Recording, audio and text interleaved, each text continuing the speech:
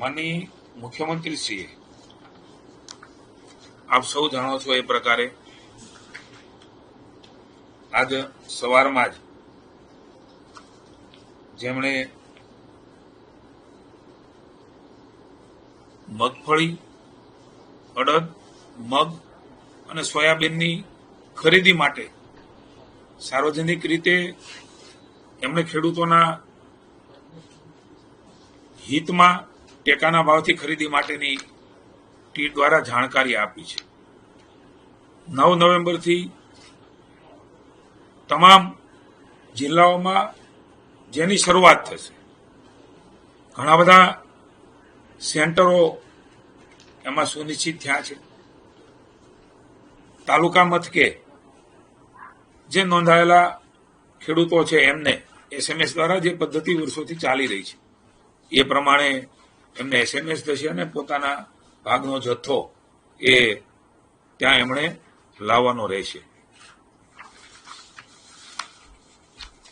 મને કહેતા આનંદ થાય છે કે કેન્દ્રની સરકાર દ્વારા આ વખતે ટેકાના ભાવની ખરીદી પણ માં વધારો કર્યો છે કે મગફળી હોય, અડદ હોય, મગ હોય કે સોયાબીન હોય એ પ્રમાણેની ખરીદી એ રાજ્યની સરકારે નિર્ણય કર્યો છે। ત્યારે લગભગ ધારાધોરણ પ્રમાણે જે પ્રમાણે દર વખતે ખરીદ કેન્દ્રો દ્વારા ખરીદ થાય છે એ મુજબ ખેડૂતોને આવવાનું રહેશે। જ્યાં જરૂર પડે ત્યાં સબ સેન્ટરો પણ ખોલવામાં આવશે।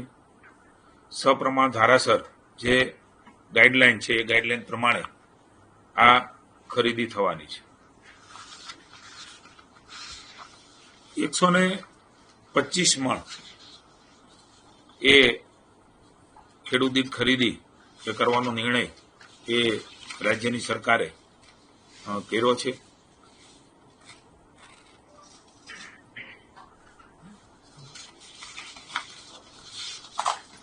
આ વખતે અમે સૂચનાઓ પણ આપી છે કે ખાસ કરીને ખેડૂતોને હાલાકી ન પડે, તકલીફ ન પડે એના માટે થઈને આ પ્રકારે ખરીદીનો નિર્ણય એ રાજ્યની સરકાર દ્વારા કરવામાં આવ્યો છે।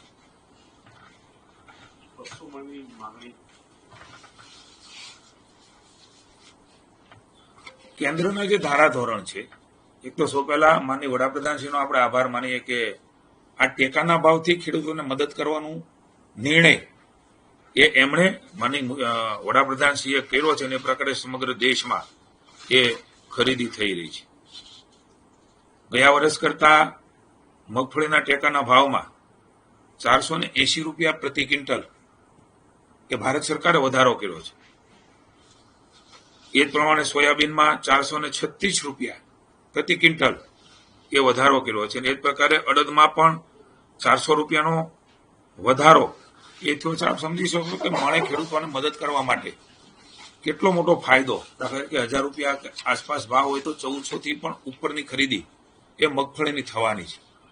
એટલે એવા સમયે ખેડૂતોની બાજુમાં ઉભા રહીને તમે વાત કરી પ્રમાણે ભારત સરકારના રૂલ્સ પ્રમાણે 25% જે આપણું ઉત્પાદન થવાનું છે એના પ્રમાણની અંદર ખરીદીની જોગવાઈ છે। પણ એથી પણ વધારે માનનીય મુખ્યમંત્રીએ સંવેદનાથી જે પ્રકારના આપણે પરિપત્ર બધો થયો છે અને આપણા ધ્યાનમાં પણ છે અને થશે પણ ખરો, એનાથી પણ વધારે ખરીદી થાય એટલા માટે 125 રૂપિયા, કારણ કે જે પ્રકારે ઉત્પાદન થયું છે એટલે વધારે જથ્થો પણ સપ્રમાણમાં ખરીદી શકાય એમના માટે રાજ્યના કેન્દ્રની સરકાર એ આ ખરીદી કરવાની છે। અને જે મેં કહ્યું એ પ્રમાણે 25%ની ખરીદીનો રૂલ છે પણ એ રાજ્યમાં જે પ્રકારે જે હેક્ટરમાં જમીનનું વાવેતર છે એ પ્રમાણમાં એ ખરીદી ઓછી થાય, પણ મુખ્યમંત્રીએ ખાસ કરીને દરેક વખતે કાળજી લીધી છે ત્યારે આ વખતે પણ એમણે ખાસ આ પ્રકારે વધારાના જથ્થા પણ ખરીદી શકાય એમના માટે થઈને ખેડૂતો માટેની ચિંતા કરી છે। એક જ કન્ફ્યુઝન છે કે જે 25% નિયમ પ્રમાણે જથ્થો હતો એમાં વધારો કરવામાં આવ્યો છે, ભાવ જે અગાઉ જાહેર કર્યો હતો 7,263 પ્રતિ ક્વિન્ટલ, ભાવ તો એટલો જ રહેશે ને, ભાવ તો નથી વધવાનો. મેં કહ્યું ને, આ વખતે એમએસપી પ્રાઇસમાં મગફળીમાં જે પ્રકારે વાત કરી એ પ્રકારના ભાવનો વધારો થઈને આવ્યો હા, એટલે એ જ આ ભાવ વધારો થઈને આવ્યો છે. મુખ્યમંત્રીએ ભારત સરકારમાં રજૂઆત કરી હતી કે વધુ મગફળી ખરીદવા માટે અમને મંજૂરી આપો. એમાં કોઈ નિર્ણય થયો? કારણ કે ગઈ વખતે 200 મણ મગફળી રાજ્ય સરકારે ખરીદી હતી ખેડૂત પાસે. એ માંગણી હતી, એમાં કોઈ સરકાર ગયા વખતે 3.5 લાખ લગભગ ખેડૂતોનું રજીસ્ટ્રેશન હતું, વાવેતર ઓછું હતું, એટલે એમના 25% પ્રમાણે સપ્રમાણમાં એ જે આ મદદ કરી રહી છે સરકાર, ખેડૂતોને મદદની વાત છે કે માર્કેટ ન હોય ત્યારે આ પ્રકારે ખરીદી કરીને વળી માર્કેટ આવે ત્યારે એમનો બીજો માલ પણ માર્કેટમાં વેચાય, એ હેતુથી કેન્દ્રની સરકારે એમએસપી પ્રાઇસ નક્કી કરી છે. ગયા વખતે રજીસ્ટ્રેશન ઓછું, એનું વાવેતર ઓછું, આ વખતે 9.5 લાખની આસપાસ મગફળીનું રજીસ્ટ્રેશન છે, એનું વાવેતર પણ વધ્યું છે, અને એટલા માટે મુખ્યમંત્રીશ્રીએ વધારે જથ્થાની માંગણી એ ત્યાં કરી. પણ કેન્દ્ર સરકાર પણ ખૂબ સંવેદનાથી આ ગુજરાતના ખેડૂતોને નુકસાન ન થાય અને એમનો આ ટેકાના ભાવથી માલ ખરીદાય એમના માટે થઈને આપ પણ સમજી શકો છો કે આ સપ્રમાણસર ગયા વખતે કેટલા હેક્ટર, આ વખતે કેટલા હેક્ટરમાં કેટલા ટકા મળે, 25%, કે બહુ ડીપમાં હું આપની પાસે એના જે પરિપત્રો થશે તો આપના આપોઆપ ધ્યાનમાં આવશે કે રાજ્યની સરકારે, માનનીય ભૂપેન્દ્રભાઈએ, માનનીય નાયબ મુખ્યમંત્રી શ્રી હર્ષભાઈએ આ વખતે ઓછામાં ઓછી તકલીફ પડે એના પ્રયાસો કર્યા છે. 25%થી પણ વધારે જથ્થો એ રાજ્યની સરકાર આ વખતે ખરીદવાની.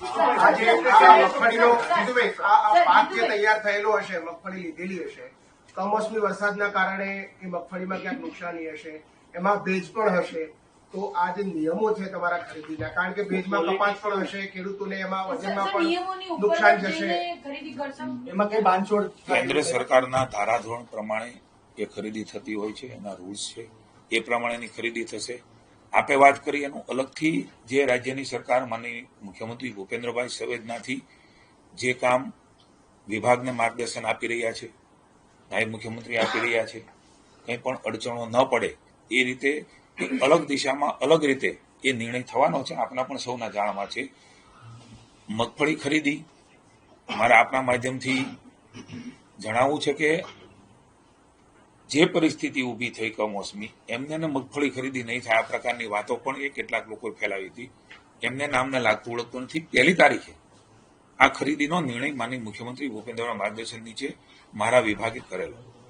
આપ જાણો છો કે વરસાદ આવવાના કારણે એ બધું સંભવ નહોતું ને વરસાદ પણ સતત 15 દિવસ 10 દિવસ આવ્યો છે. એક દિવસનું આ માવઠું નથી.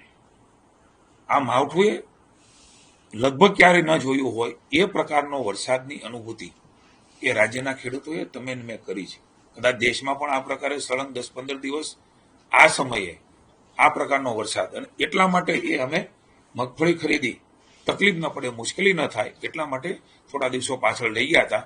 9 તારીખથી આનો પ્રારંભ થઈ રહ્યો છે અને તબક્કાવાર એ મગફળી અને અન્ય જે જણસી છે જણસીની ખરીદી કરવામાં આવશે. સર, આપે કીધું કે 25% જે નિયમ છે એનાથી વધારે જથ્થો ખરીદવાનું સીએમે કહ્યું છે, પણ એ કેટલો જથ્થો, એનું પ્રમાણ આપના પરિપત્ર દ્વારા આપને ધ્યાનમાં આવી જશે કેટલું એમના હેક્ટરમાં વાવેતર છે, કેટલું ઉત્પાદન છે. કેન્દ્રની સરકાર, નરેન્દ્રભાઈની સરકારે, માનનીય અમિતભાઈ શાહે પણ રાજ્ય સરકાર ઉપર આ પ્રકારે લાગણીથી, ભાવથી એમની લાગણીને માન્ય રાખી છે. આપ એના ડેટા પણ જોઈ શકશો, આપને મળી શકશે કે આ વર્ષના આપ તો જાણકાર પત્રકારો છો, એ ડેટા પણ આપ જોઈ શકશો કે ક્યાં કેટલા પ્રમાણ સપ્રમાણસરમાં મળ્યું જોઈએ. એનાથી પણ વધારે, એટલે જ 125 કિલો મગફળી, 125 મણ આપણે ખરીદી શકીએ છીએ. રજીસ્ટ્રેશન પણ થયું છે, પણ એ રજીસ્ટ્રેશન પછી જે કમોસમી વરસાદ આવ્યો છે એના કારણે તો પ્રોડક્શન એનું ઘટશે, અથવા તો જે મગફળી હશે એની ક્વોલિટી ઘટશે, તો એ તો તમે ખરીદવાના નથી. એમાં ક્વોલિટી ડાઉન હશે એટલે ક્વોલિટી સાથે બાંધછોડ કરીને ટેકાના ભાવે મગફળી કે અન્ય જણસ ખરીદી કરવા અંગે વિચારણા સરકાર કરે છે. એક તો મેં આપને એ પણ વાત કરી કે માનનીય મુખ્યમંત્રીશ્રી જે રાજ્યના ખેડૂતોને અસાધારણ સંજોગોમાં નુકસાન થયું છે એમની ચિંતા કરીને પોતે સ્વયં દરેક જગ્યાએ, અનેક જગ્યાએ મંત્રીશ્રીઓ પોતે પણ ગયા છે. પહેલી વખત એમ કહું છું કે વ્યાપક પ્રમાણમાં 16,000થી પણ વધારે ગામોમાં આ પ્રકારનો વરસાદ એ પહેલી વખત છે. રાજ્યની સરકાર ખેડૂતની જે પ્રકારે સ્થિતિ છે એમાં એની બાજુમાં પહેલા પણ ઊભી, આજે પણ ઊભી છે અને આવતીકાલે પણ એ ઊભી રહેવાની છે. મારી વાત પૂરી કરી દઉં.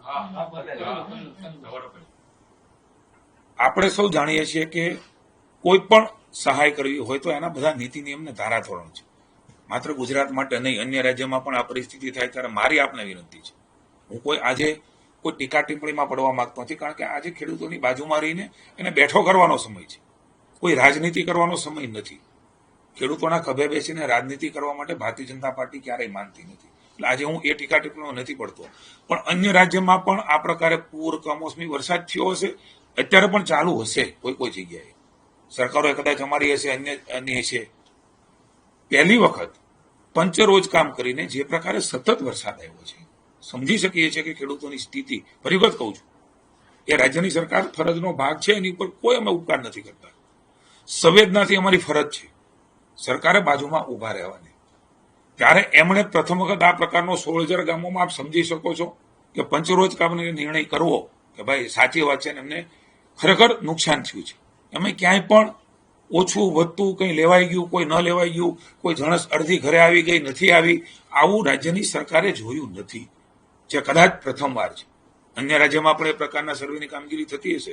હું આપને વિનંતી કરું છું, આપના માધ્યમથી જનતાને ખબર પડે એટલા માટે વિનંતી કરું છું કે આપ એ પ્રકારના તુલના કરીને હાલના જે સંજોગોમાં ભારતીય જનતા પાર્ટીની ભૂપેન્દ્રભાઈની સરકારે ખેડૂતો માટેનો નિર્ણય કર્યો છે, એવો કોઈ અન્ય રાજ્યમાં આ પ્રકારે થયો છે કે કેમ? હું માનું છું પહેલી વખત આટલા માસમાં, કારણ કે એની નકર ખૂબ બધો લાંબો સમય, કારણ કે દરેક જગ્યાએ કાયદા, નીતિ નિયમો હોય છે, પણ આ વખતે એનાથી પણ સહેજ ઉપર જઈને મુખ્યમંત્રીએ પંચરોજ કામ કરીને સતત વરસાદ આવ્યો એટલે આખા અહેવાલો રાજ્યના એ મગાવી લીધા, આવી ગયા.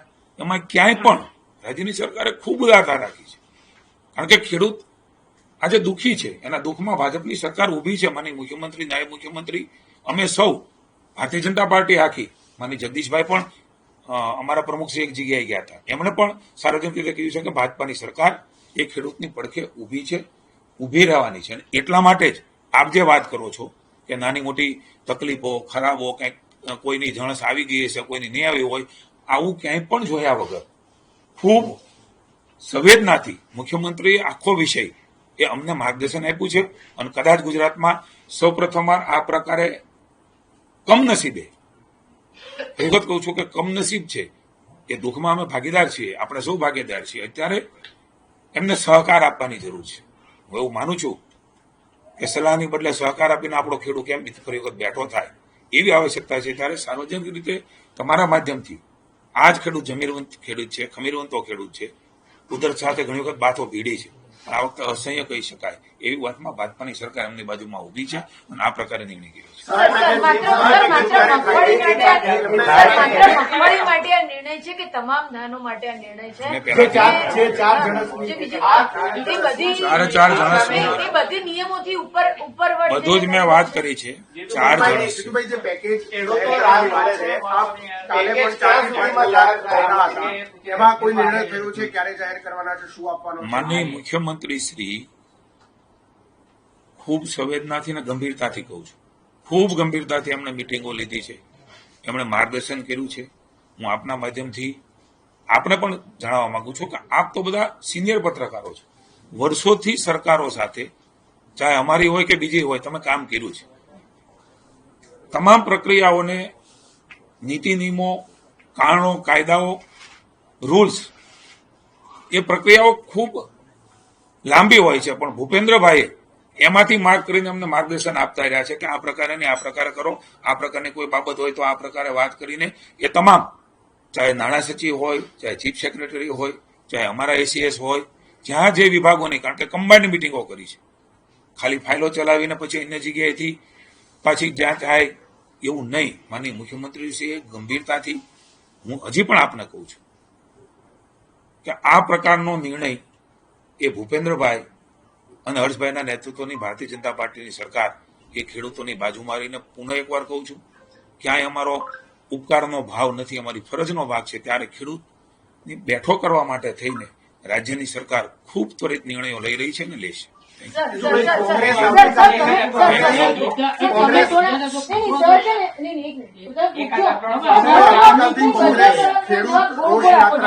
ખેડૂત રોષ યાત્રા આવતીકાલથી કોંગ્રેસ 13 નવેમ્બર સુધી કરવાની છે. કોંગ્રેસનું કહેવું છે કે દેવા માફી ખેડૂતોની કરવી જોઈએ, એના વગર કોઈ નિયમ નથી. મેં વાત કરી એમ કે અત્યારનો સમય હું આપને કહું છું ને જે લોકો ચિંતા કરે છે સારી બાબત છે એમને પણ કહું છું કે આવા સમયો ક્યારેય રાજ્યમાં આવ્યા નથી. કોઈના સમયે કોઈ સમય હોય ત્યારે પોતે સુધરી છે. હું રાજનીતિ કરવા માંગતો નથી. રાજનીતિનો સમય છે ત્યારે ચોક્કસ એ પ્રકારની વાત કરીશું. આજે ખેડૂતોની બાજુમાં ઉભા રહેવાનો સમય છે. ખેડૂતોનું મનોબળ ન તૂટે એ પ્રકારના વાતો કરવાનો સમય છે અને એની બાજુમાં ઉભા રહીને એ કેવી રીતે બેઠો થાય એ પ્રકારનું કામ એ તમામ લોકોએ રાજનીતિ કર્યા સિવાય કરવાની આવશ્યકતા છે. સમયની માંગ છે કારણ કે એનું મનોબળ ન તૂટે ફરી વખત બેઠો થાય એ રાજ્ય સરકાર કામ કરી રહી છે. જીતુભાઈ, એટલા માટે પ્રશ્ન થઈ રહ્યો છે કારણ કે તમે જે 7 દિવસની મોહલત આપી હતી એ પૂરી થવા આવી છે. મુખ્યમંત્રીએ ટ્વીટ કરીને 3 દિવસની મોહલત આપી હતી એ પૂરી. સિનિયર પત્રકારો સમજે પણ ગામમાં બેઠેલો ખેડૂત એ રાહ જોઈ રહ્યો છે કે તમે ક્યારે જાહેર કરો. આપના ધ્યાનમાં નથી. મેં મારી વાતમાં વાત કરી પ્રક્રિયા પૂરી કરવાનો સમય.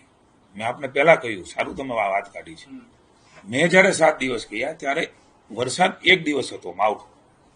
સતત વરસાદ આવ્યો એટલે એ પાકમાં કઈ બચે નહીં. હું પણ ખેડૂત છું, મને ખબર છે કારણ કે આ કમોસમી વરસાદ છે. આ પાણી એ હંમેશા એ છોડને નુકસાન કરે. ચોમાસાનું પાણી નથી.